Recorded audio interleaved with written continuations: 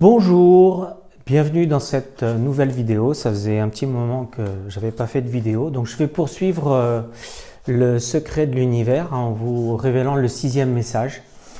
Voilà, désolé un petit peu pour le retard qu'on a pris. Il restera plus que deux messages ensuite. Voilà. Donc le 6e message, l'ordre accompagne la perfection. J'en profite pour vous dire que si c'est la première fois que vous visitez ma chaîne, j'y parle de développement personnel, de développement spirituel, puisque on sait aujourd'hui que l'esprit a tout pouvoir sur la matière.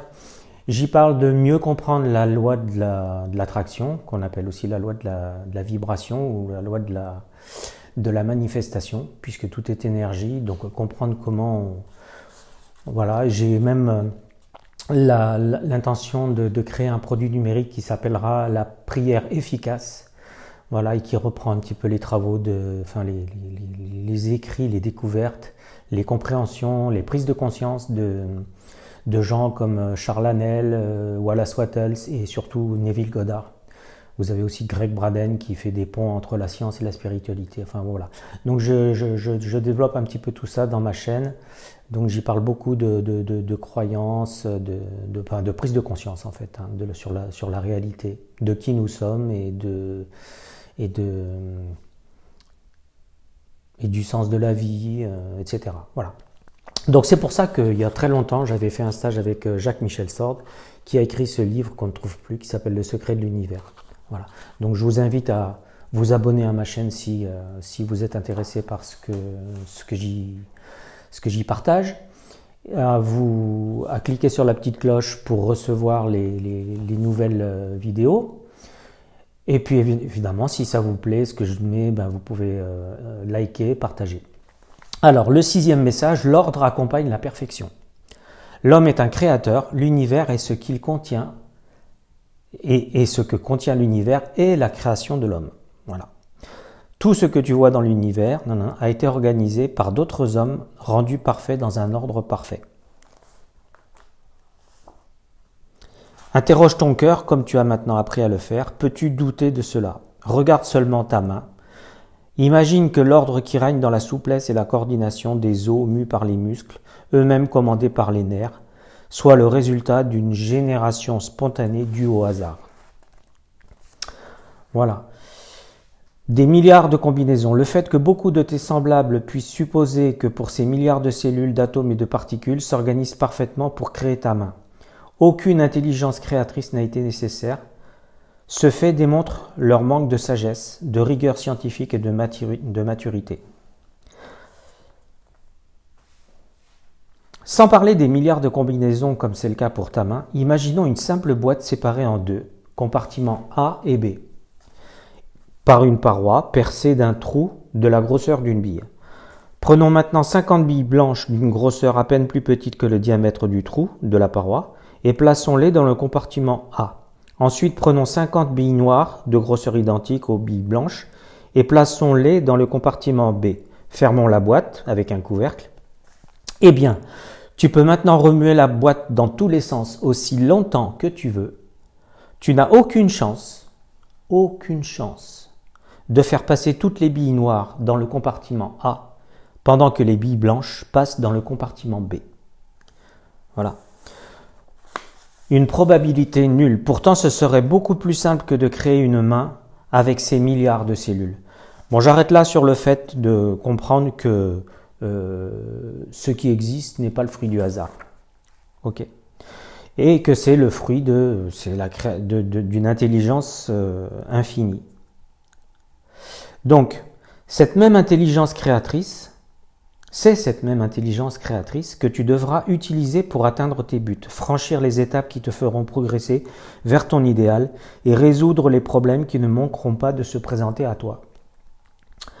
Les moyens que tu devras utiliser pour cela sont l'ordre, l'organisation, la méthode et la planification.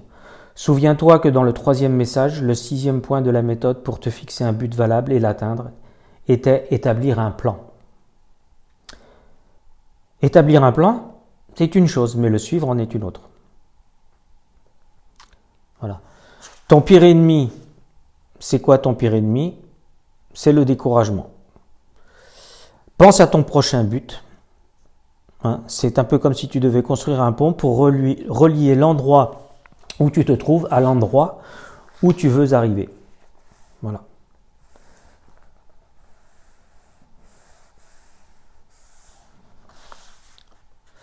Pour réussir sa vie, il faut prendre l'habitude de la réussite. Et l'habitude de la réussite se prend par la réussite de petits actes, de chaque petit acte de la vie. En les additionnant, cela représente une journée qui, ajoutée aux autres journées, forme des semaines, des mois, des années, toute une vie de réussite. Tu sais maintenant à quoi doit te servir ton intelligence créatrice. Réussir ta vie et avoir du bonheur et de la joie dans l'accomplissement de chaque acte qui te mène vers ton prochain but dans une progression éternelle. La grande question est donc maintenant, comment réussir chacune de tes journées? Comment te servir de ton intelligence créatrice pour réussir ta vie? Voici 3 règles d'ordre, d'organisation et de méthode en harmonie avec les lois immuables de l'univers qui te permettront d'une part de maîtriser les aléas et les imprévus de chaque jour et deuxièmement de dépasser tes propres limites et également de résoudre tous tes problèmes. A. Maîtriser les aléas et les imprévus. La solution est simple. Chaque soir, à la fin de chaque journée, prends une feuille de papier et écris dessus les 7 choses les plus importantes que tu as à faire demain. Numérote-les par ordre d'importance. Et ensuite, tu prends les points un après l'autre. Voilà. Si le soir tu n'as pas tout accompli, tu reprends les points pour le lendemain.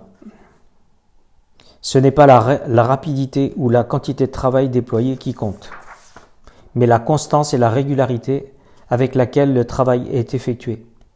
C'est aussi immuable et régulier que le lever du soleil. La deuxième chose, c'était comment dépasser tes limites.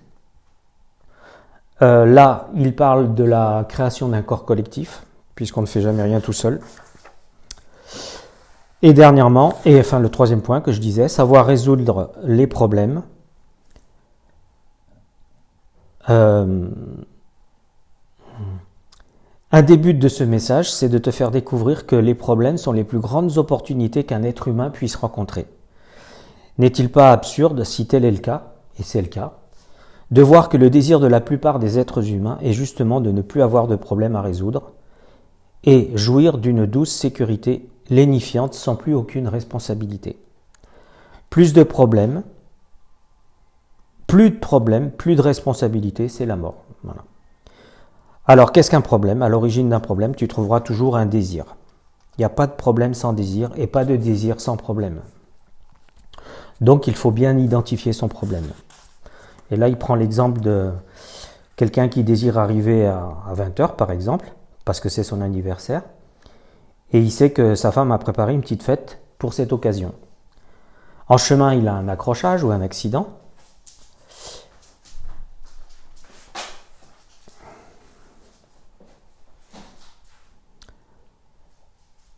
Et pour lequel il n'est absolument pas responsable. Donc selon toi, voici un cas où tu subis un problème non désiré. C'est faux. L'accident n'est pas en soi un problème. Si tu n'as pas le désir d'être à 20h précises chez toi, tu n'as pas de problème. Voilà. Puisque tu désires être à 20h précises chez toi, ce léger accrochage va seulement être une occasion pour toi d'utiliser ton intelligence créatrice afin de trouver une solution qui te permette de ne pas décevoir ta femme. Et ce faisant, tu vas accroître tes capacités et progresser. N'est-ce pas une bénédiction de progresser? Voilà.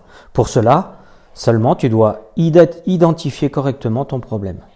Si tu penses que ton problème c'est l'accident, tu es perdu d'avance. Et tu te refuses une occasion de progresser. Tu vas tourner en rond et te lamenter. Probablement tu vas perdre le contrôle de ta respiration et t'énerver et tu n'envisageras même pas une solution pour ne pas décevoir ta femme. Souviens-toi, quelles que soient les circonstances, la réussite n'est qu'une occasion d'actes réussis, qui forment des journées réussies, des semaines et des années réussies. Pour réussir chaque acte de la journée, l'un après l'autre, tu dois prendre tes actions les unes après les autres. Lorsqu'un imprévu se présente, tu ne dois le considérer que comme un obstacle à surmonter, jusqu'à ce que l'acte en cours soit totalement achevé avec succès. Donc voici une méthode pour résoudre les problèmes avec succès. Ça ressemble à la méthode de Sébastien Gourrier, le fondateur de SG Autorépondeur, qui aujourd'hui se focalise sur son projet qui s'appelle Codao. Q comme question, O comme option, D comme décision, A comme application, et le dernier O, je ne me rappelle plus, mais c'est pour faire l'analyse et corriger le tir. Donc ici, on a question 1, déterminer quel est le problème. Question 2, quelles sont les causes du problème. Question 3, quelles sont les solutions possibles. Question 4, quelle est la meilleure solution. Question 5, quel plan d'action envisager. J'en viens à la clé du message. Donc, comme les autres messages, matin, midi et soir, ou matin et soir, répétez ce message à haute voix pendant au moins 14 jours. Aujourd'hui, dans ma vie, l'ordre accompagne la perfection. Comme les astres, la terre, les plantes, les animaux et le corps humain obéissent à des lois immuables d'ordre parfait, je ne laisserai pas ma vie aux mains du hasard qui n'engendre que l'échec, le désordre et le chaos. J'utiliserai les capacités infinies de mon intelligence créatrice pour organiser ma vie et m'approcher de la perfection. Aujourd'hui, dans ma vie, l'ordre accompagne la perfection.